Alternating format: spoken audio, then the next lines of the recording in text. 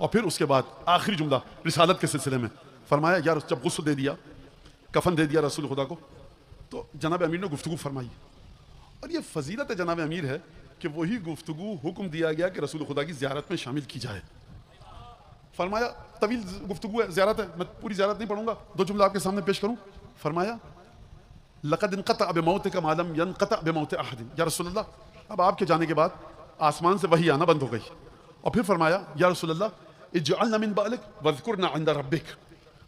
اب مجھے بتائیے جناب امیر کا اسٹیٹس بتاؤں دوبارہ.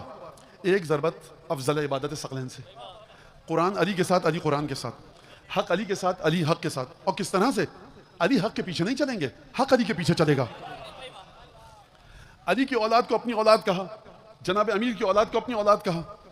اپنی ایک وہ بیٹی کہ جس کا عقد خدا کے حکم سے کیا، علی ابن ابی طالب کے دست مبارک میں اس بیٹی کا دست مبارک دیا، اس کے گھر کے دروازے کو مسجد کے صحن میں کھولا، اس کے بیت الشرف کو اپنا گھر کہا.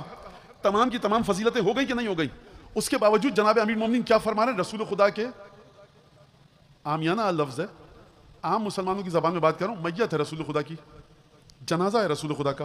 فرما رہے ہیں یا رسول اللہ جب خدا کی بارگاہ میں جا چکے ہیں آپ، جب جائیے گا عالم قدس میں تو ہمارا ذکر ضرور کیجیے گا اور ہمارا خیال رکھیے گا.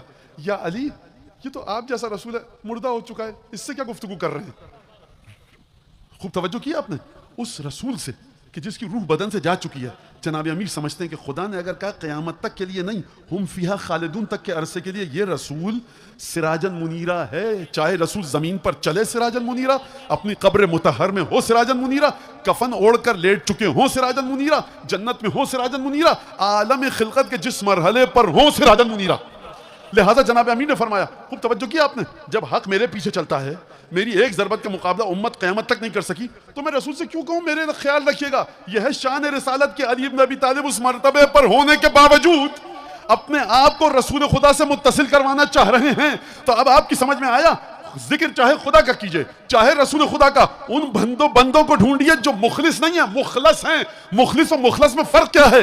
مخلص وہ جو اپنے آپ کو خالص کرے، مخلص وہ جس کو خدا خالص کرے. تو ڈھونڈنے کے کہاں پر؟ جا کر ڈھونڈیے سورہ احزاب میں، انما یرید اللہ لیذھب عنکم الرجس اہل البیت ویطہرکم تطہیرا.